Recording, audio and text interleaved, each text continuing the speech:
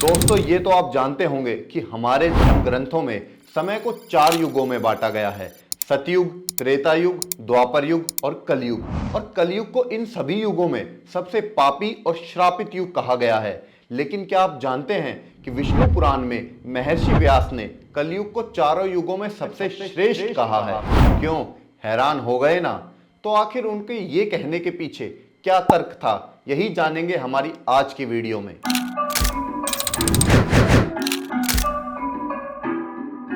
दोस्तों, विष्णु पुराण के छठे अंश के दूसरे अध्याय में कही गई कथा के अनुसार एक दिन महर्षि व्यास गंगा नदी में स्नान कर रहे थे और ध्यान में थे। तभी उनसे मिलने वहां कुछ ऋषिगण पहुंचे। अब उन्होंने देखा कि महर्षि व्यास तो ध्यान में हैं और स्नान करते टाइम डुबकी लगा रहे थे और ध्यान में थे। तो उन्होंने सोचा क्यों ना उनको डिस्टर्ब ना किया जाए और वहीं पर उनका इंतजार किया जाए। तो ऋषिगण वहीं गंगा किनारे एक पेड़ की छांव तले बैठ गए। फिर कुछ टाइम बाद महर्षि व्यास ध्यान से खड़े हुए और उन्होंने कहा कि युगों में कलयुग, वर्णों में शूद्र और इंसानों में स्त्री ही श्रेष्ठ है। फिर ये कहकर उन्होंने फिर डुबकी लगाई और फिर बाहर आकर बोले कि शूद्र तुम धन्य हो, तुम श्रेष्ठ हो। ये कहकर उन्होंने फिर डुबकी लगाई और इस बार बाहर आकर बोले कि स्त्रियां ही साधु हैं और इस लोक में उनके समान श्रेष्ठ कोई नहीं। और ये कहकर उन्होंने फिर डुबकी लगाई। अब गंगा किनारे पेड़ की छांव में बैठे ऋषियों ने जब ये सुना तो उन्हें बहुत आश्चर्य हुआ और वो आपस में डिस्कस करने लगे कि उन्होंने तो आज तक यही सुना है कि युगों में कलयुग सबसे श्रापित और पापी युग है और जातियों में ब्राह्मण ही सबसे श्रेष्ठ है। फिर व्यास जी ने ऐसा क्यों कहा? तो उनमें से एक ने कहा कि इस बात का उत्तर तो सिर्फ व्यास जी ही दे सकते हैं। अब कुछ देर बाद व्यास जी स्नान वगैरह करके ऋषि जनों के पास आए और उनसे पूछा कि बताइए, आप लोगों का यहाँ कैसे आना हुआ? तो ऋषि जनों ने कहा कि महर्षि, हम जिस काम के लिए आए थे वो तो छोड़िए, आप पहले ये बताइए कि आपने स्नान करते हुए कहा कि कलयुग ही श्रेष्ठ है, शूद्र ही श्रेष्ठ है और स्त्रियां ही साधु हैं और उनसा धन्य कोई नहीं। इसका क्या अर्थ है? क्योंकि आपके जैसा महर्षि और ज्ञानी यूं ही तो कुछ कह नहीं सकता। तो कृपा आप हमें ये पूरा विषय विस्तार में समझाइए। मुनियों के ऐसा पूछने पर व्यास जी हंसने लगे और फिर उन्होंने जवाब दिया कि हे ऋषिवर, मैंने ऐसा इसलिए कहा क्योंकि जो फल सतयुग में 10 वर्ष तपस्या, ब्रह्मचर्य और तप आदि करके मिलता है उसे मनुष्य त्रेता में 1 वर्ष में, द्वापर में 1 महीने में और कलयुग में सिर्फ 1 दिन और रात में प्राप्त कर सकता है। इसीलिए मैंने कहा कि कलयुग श्रेष्ठ है। वहीं जो फल सतयुग में ध्यान, त्रेता में यज्ञ और द्वापर में देवार्चन से मिलता है उसे मनुष्य कलयुग में सिर्फ भगवान श्री कृष्ण के भजन मात्र से ही प्राप्त कर सकता है।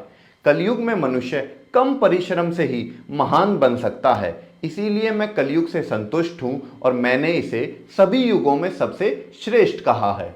अब शूद्र कैसे श्रेष्ठ हुआ वो सुनिए। ब्राह्मणों को ब्रह्मचर्य का पालन करते हुए वेद पढ़ने पड़ते हैं और फिर पूरे विधि विधान से यज्ञ करने पड़ते हैं और उनमें भी फालतू का भोजन, फालतू के विचार और फालतू की जो बातें होती हैं वो उनके पतन का कारण बनती है। और इसीलिए उनका हर आचरण सही होना चाहिए, वरना उन्हें पुण्य से ज्यादा पाप लगेगा। इन्हें हर काम नियम से करना पड़ता है, चाहे वो भोजन ही क्यों ना हो, कि उन्हें लिमिट होती है कि ये खा सकते हैं या ये नहीं खा सकते हैं ऐसे। और अगर यही सारी मुश्किलों को उन्होंने पार कर लिया और धर्म का पालन किया तब जाकर उन्हें कहीं पुण्य लोक की प्राप्ति होती है। वहीं शूद्र, जिसे मंत्र आदि किसी का भी कोई ज्ञान नहीं होता, न वेद पुराण न किसी का भी, वो सिर्फ दूसरों की सेवा करके ही सदगति को प्राप्त कर लेता है। इसीलिए मैंने जातियों में शूद्र को सबसे श्रेष्ठ कहा है।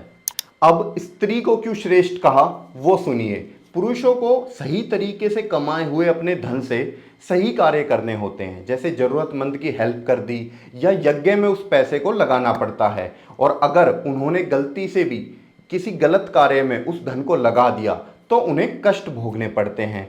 और ऐसे ही इन सब से बचने के लिए पुरुष नए नए उपाय खोजता रहता है और इन्हीं सभी मुश्किलों का सामना करके, कठिन कठिन उपाय करके पुरुष को कहीं जाकर पुण्य लोक की प्राप्ति होती है।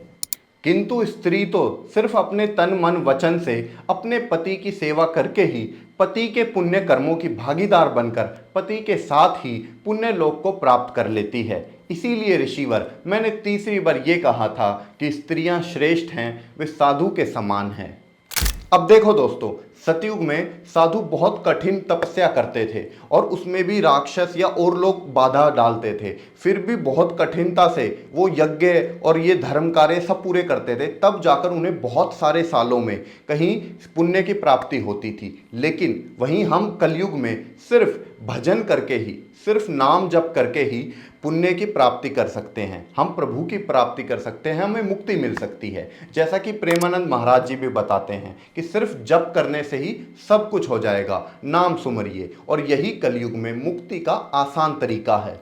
तो ये थी आज की कथा दोस्तों। अगर वीडियो पसंद आई तो लाइक कर दीजिए और ऐसी नई नई कथाएं सुनने के लिए चैनल को सब्सक्राइब कर दीजिए। फिर मिलता हूं आपसे एक नई कथा के साथ।